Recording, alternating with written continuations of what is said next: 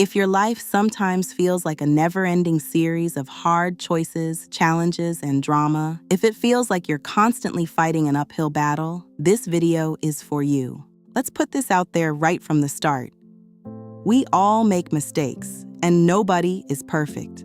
Sometimes we look for shortcuts, and other times we're just completely burned out. We sometimes take on behaviors or even use words that aren't really ours just to fit in or get ahead, and sometimes that leads us to make the wrong call. But does that mistake define who we are? I'm sure you have a story in your past too, one you believe defines you and holds you back. And today, that is exactly what I want to dive into. Today, we are going to dive into the story of Jacob and Esau, two brothers who were complete opposites. On one side, you have Esau, a man of the outdoors, driven by action and physical strength. And on the other side, you have Jacob. I'll talk more about Esau in a separate video because his story honestly teaches us a lot. But this time, let's focus on Jacob's journey. He was the one born holding onto his brother's heel, who felt like he constantly had to fight for his place and who nearly lost everything along the way. What exactly did Jacob go through? He set out on a journey that teaches us about the importance of responsibility, the power of second chances, and how our past can haunt us, but also what happens when we finally take charge of our own lives. This video will show you how to build the reality you've been dreaming of, even if you have a past, even if there are moments you regret, and even if the circumstances around you have completely changed. Ready? Let's get started. Our story begins in the book of Genesis with a couple who waited a very long time for a child, Isaac, the son of Abraham, and his wife, Rebekah. After 20 years of praying and waiting, it finally happens. Rebekah gets pregnant. But despite the excitement, Rebekah realizes early on that this isn't a typical pregnancy. She feels incredibly intense movements inside her, like an actual battle is taking place. And it drives her to go looking for answers to understand exactly why this is happening. She turns to the wise men for answers, and they tell her she's carrying twins. But these aren't just any twins. She is carrying two nations, two completely different worldviews, and just as they are fighting in the womb, they are going to battle in life. And if that isn't enough, going completely against what was accepted at the time, the wise men tell her that the older child is going to serve the younger one. Then the moment of birth arrives, and the contrast between them is impossible to miss. Esau comes out first. He's red-haired, his body is covered in hair, and he basically looks like a baby who is already prepared to take on the world.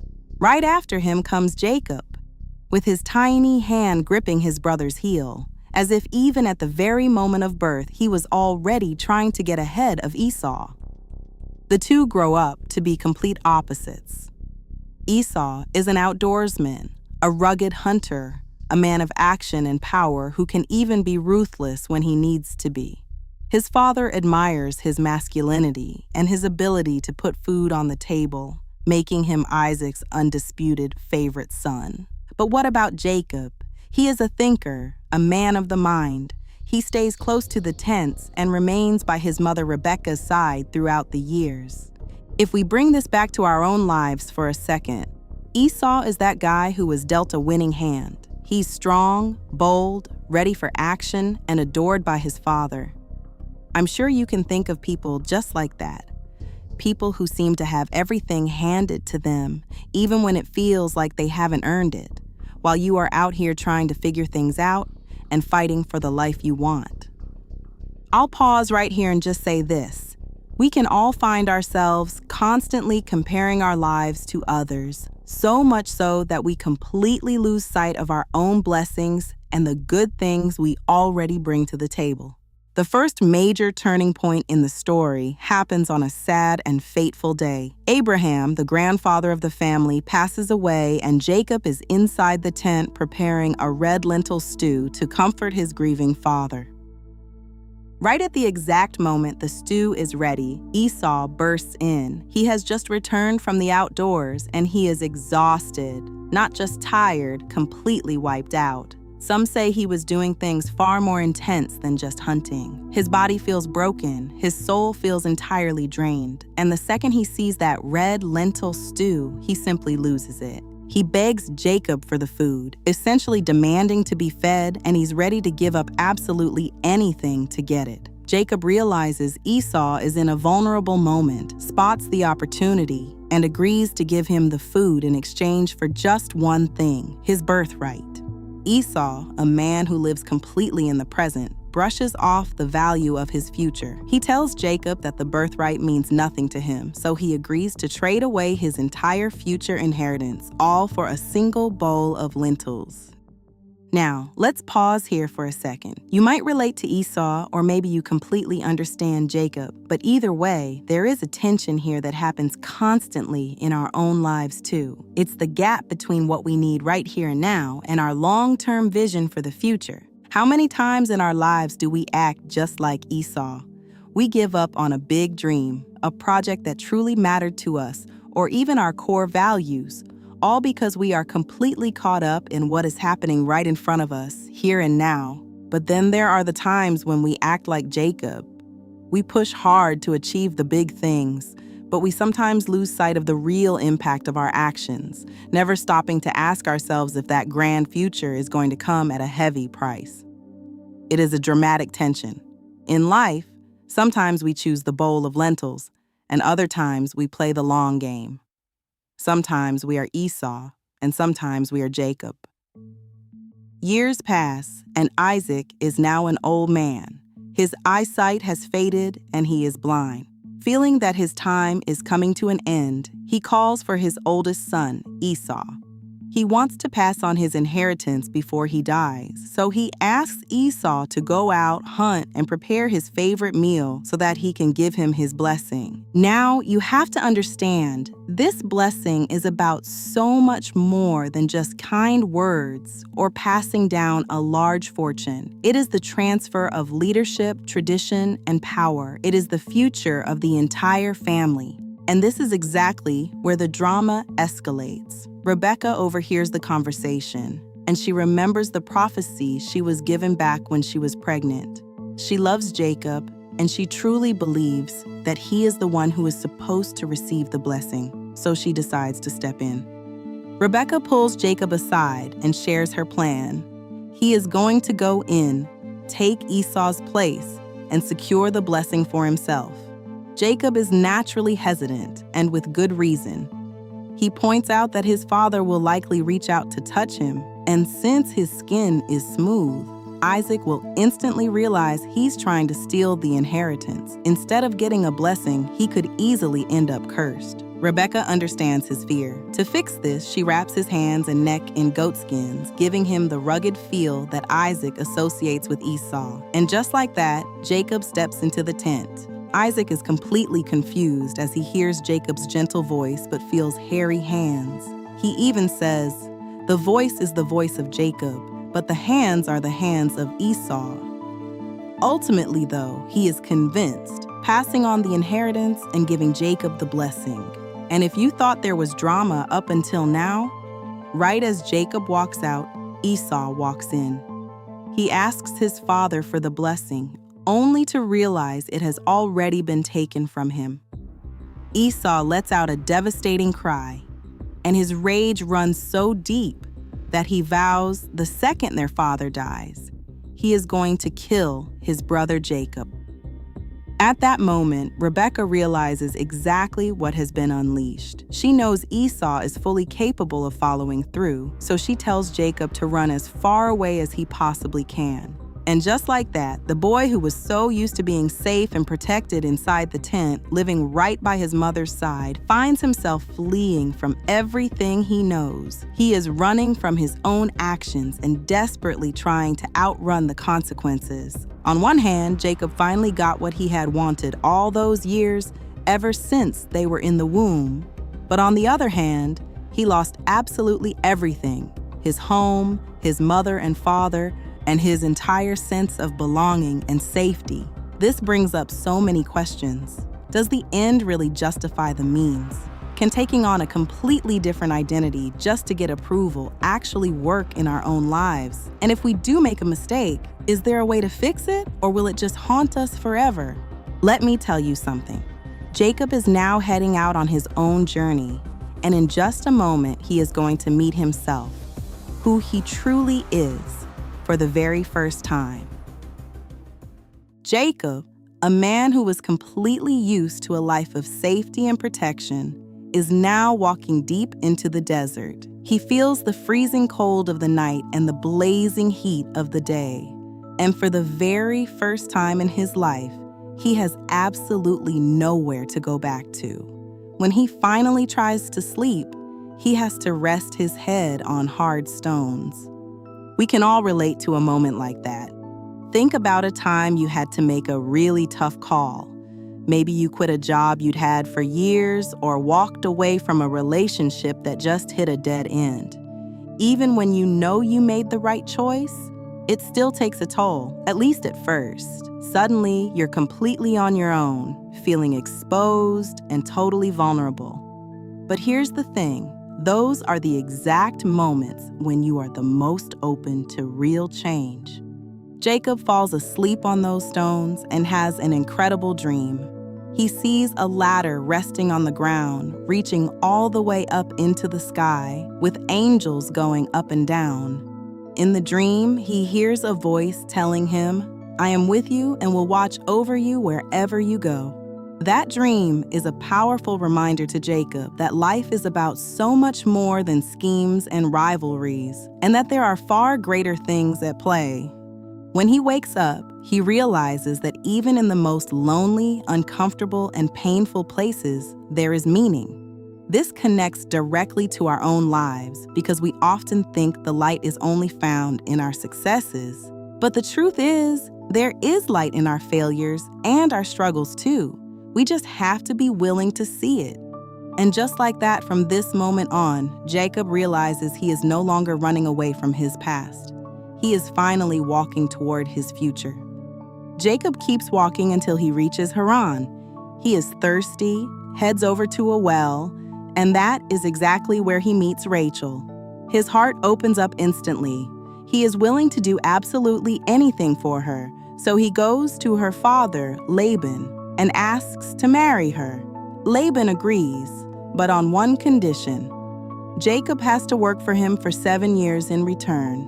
Jacob was so deeply in love that the work felt like nothing. In fact, the story says those 7 long years felt like just a few days to him.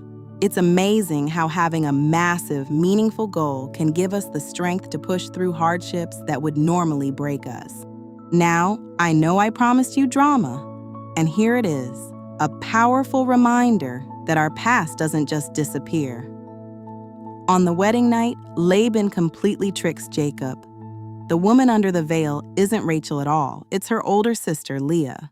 When morning comes and Jacob realizes who he actually married, he is furious. He confronts Laban, demanding to know why he betrayed him.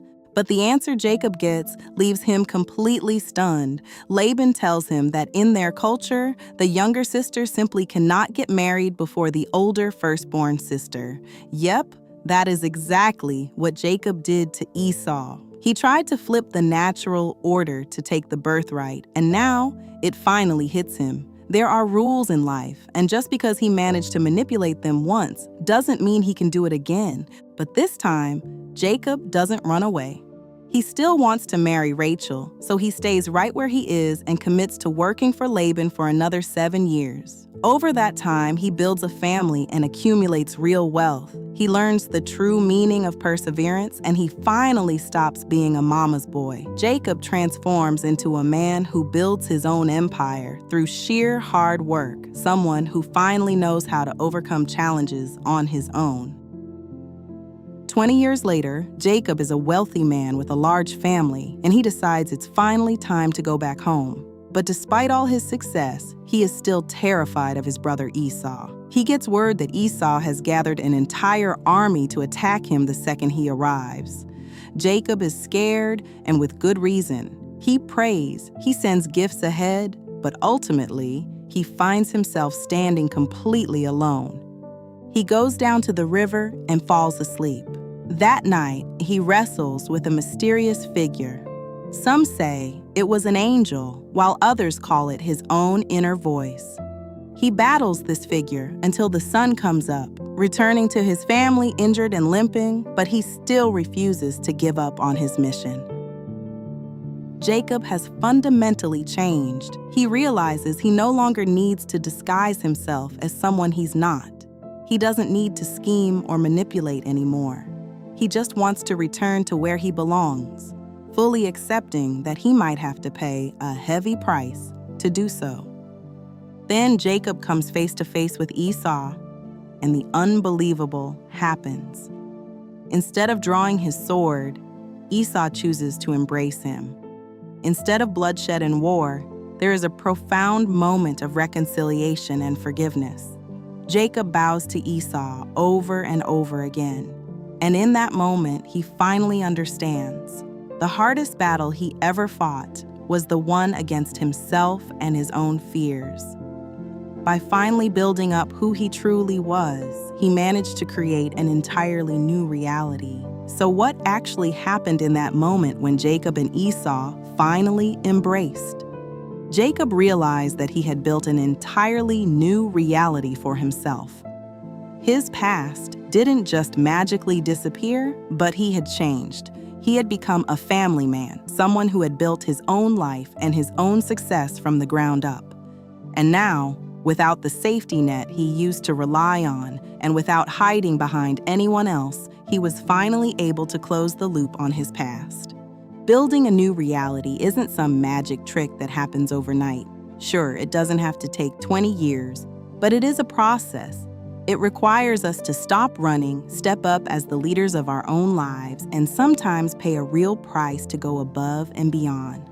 So now, I want to show you exactly how you can build your own new reality, step by step, using the exact roadmap Jacob left behind for us. From the very beginning, we were told that Jacob was destined to lead, not Esau.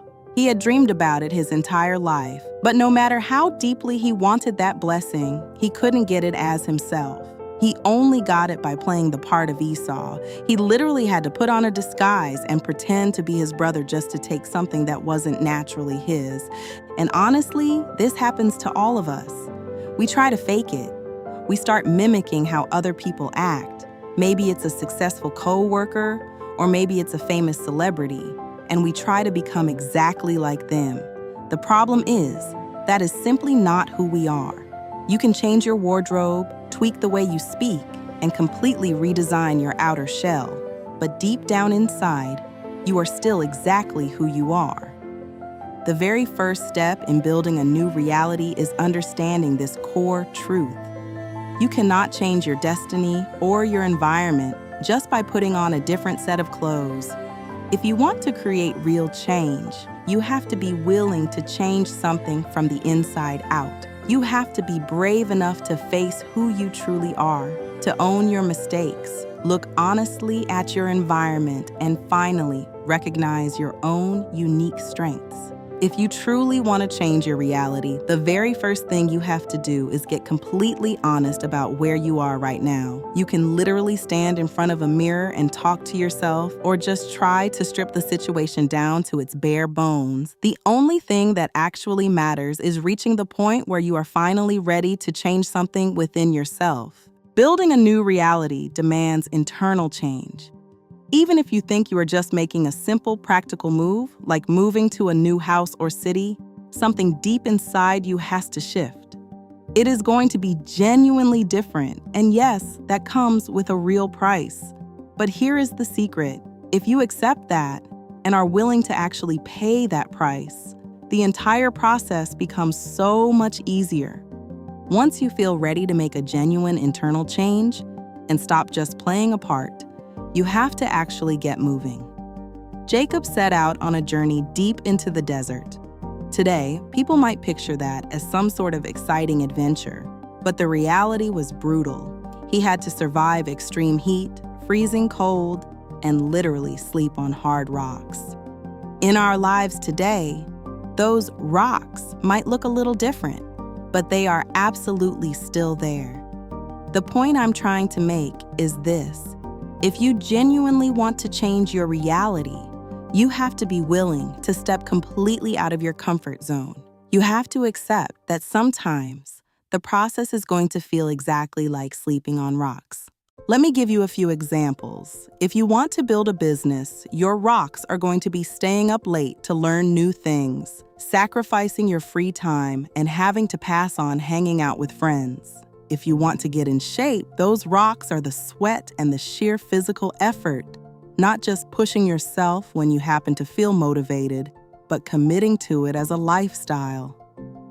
Now, I am not trying to scare you here. I actually want to invite you to look at this differently, to realize that discomfort isn't just suffering. It's actually a sign that you are building something real. It was exactly when Jacob was at his most uncomfortable that he dreamed of a ladder reaching all the way into the sky. And you can reach those heights too, but only if you are willing to embrace the discomfort along the way.